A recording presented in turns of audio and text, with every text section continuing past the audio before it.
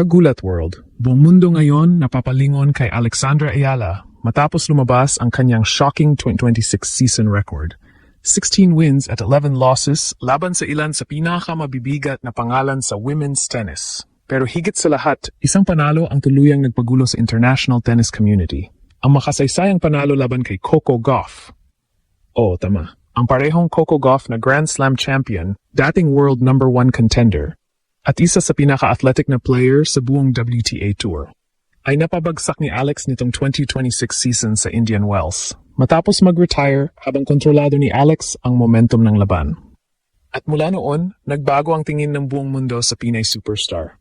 Hindi na lang siya future prospect. Hindi na lang siya promising Asian talent. Ngayon, isa na siyang tunay na threat sa pinakamalaking tournaments. At habang papasok si Alex sa Strasbourg Open, mas lalong umiinit ang usapan dahil hawak niya ngayon ang isa sa pinaka-underrated ngunit dangerous record sa buong tour. Sa edad na 20 years old, may 16 wins na agad siya ngayong 2026 season habang patuloy na lumalaban sa WTA 1000 tournaments laban sa elite competition.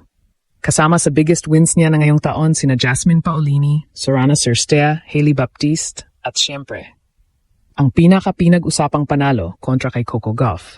Pero ang pinaka-nakakatakot, pakiramdam ng maraming analyst, simula pa lang ito. Sa totoo lang, kapag tiningnan mo ng malalim ang 2026 campaign ni Alex, parang pelikula ang takbo ng kanyang season. May highs, may painful losses, may shocking upsets.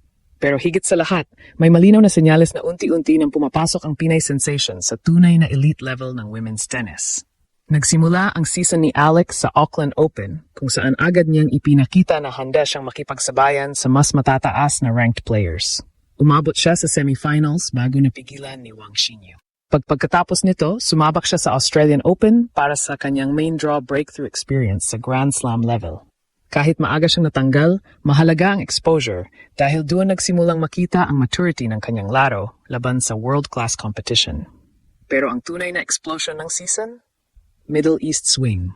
Dito unang nag-ingay ng todo ang pangalan ni Alex sa international media. Sa Abu Dhabi Open, umabot siya sa quarterfinals at halos gulatin ang ilang veterana sa tour. Sunod nito, dumating ang Dubai Championships, tournament na literal nagpabago sa perception ng mundo tungkol sa kanya. Tinalo niya sina Hailey Baptiste, Jasmine Paolini at Sorana Cirstea bago makaharap si Coco Gauff sa quarterfinals. Kahit natalo siya ng mabigat doon, sobrang laki na naging epekto ng kanyang run dahil biglang nakita ng tennis world na kaya niya makipagsabayan sa top 20 players. Pero parang hindi pa sapat iyon kay Alex. Dahil pagdating ng Indian Wells, doon talaga sumabog ang pangalan niya. Sa isa sa pinakamalalaking tournament sa mundo sa labas ng Grand Slams, nagharap sina Alexa at Coco Gauff sa isang rematch na walang masyadong nagbibigay ng chance sa Pinay star. Ang inaasahan ng marami, madaling panalo ulit para kay Gauff. Pero ibang Alex ang dumating, mas composed, mas tactical, mas fearless. Sa laban na iyon, kitang-kita ang pagbabago sa kanyang game IQ. Hindi siya nagpanic sa baseline rallies. Hindi siya natakot sa power ni Gauff. At habang dumarami ang unforced errors ng American superstar, lalong lumalakas ang kumpiyansa ni Alex. Hanggang sa tuluyang mag-retire si Gauff, habang lamang si Alex sa momentum ng match. At doon nagsimula ang tunay na gulo. Dahil sa loob lang ng ilang oras, kumalat sa tennis community ang pangalan ni Alex bilang isa sa pinakamapanganib na racing players sa buong WTA Tour. Hindi lang dahil nanalo siya, kundi dahil ipinakita niyang kaya niyang magdikta ng laro laban sa isang world-class champion. At ngayon, hawak niya ang 16-11 win-loss record ngayong 2026 season habang patuloy pang tumataas ang kanyang ranking at confidence bago ang French Open stretch. At habang tumatagal ang 2026 season, mas lalong nagiging malinaw na hindi aksidente ang pag-angat ni Alex. Dahil kapag isa-isahin mo ang kanyang mga panalo ngayong taon, mapapansin mong halos bawat buwan may bagong statement win ang Pinay superstar laban sa mas experienced at mas mataas ang ranking na players. Sa Auckland Open pa lang, agad niyang pinakita ang bagong level ng kanyang confidence. Tinalo niya sina Ina Shibahara at Kamila Rakhimova bago makarating sa semifinals. Hindi man niya nakuha ang titulo, doon unang nakita na mas physically stronger na si Alex kumpara sa mga nakaraang season. Mas mabigat ang forehand, mas stable ang serve, at higit sa lahat, mas kalmado na siya sa pressure moments. End rent. Pagdating naman sa Abu Dhabi at Dubai Swing, Doon talaga nagsimulang matakot ang ibang players sa kanya. Isa sa pinaka-importanteng panalo niya na ngayong taon ay laban kay Jasmine Paolini, isang established top-level player na kilala sa kanyang clay court toughness at endless movement. Hindi basta-bastang player si Paolini. Isa siya sa pinaka-consistent performers sa women's tennis nitong mga nakaraang taon. Pero sa laban nila, ipinakita ni Alex na kaya niyang sabayan ang bilis at intensity ng European tennis. Tennis365.com. Sunod niyang pinabagsak si Sorana Cirstea, isa pang veteran na kilala sa pagiging dangerous sa hard court.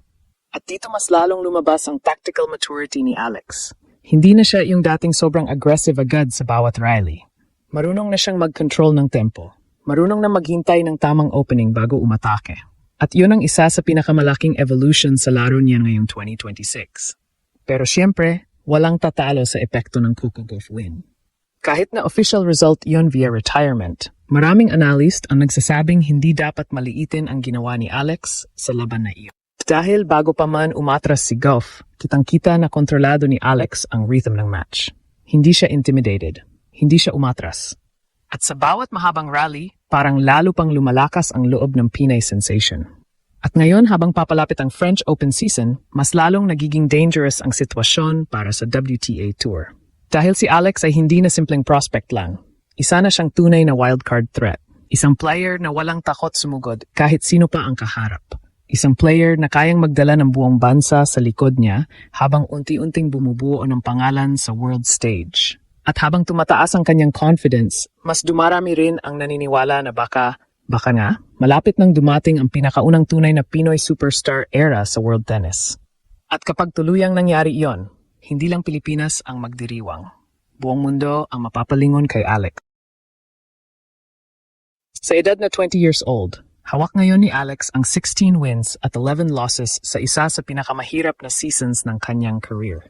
Pero ang mas mahalaga, bawat panalo niya ngayong 2026 ay parang mensaheng ipinapadala sa buong tennis world na paparating na talaga siya.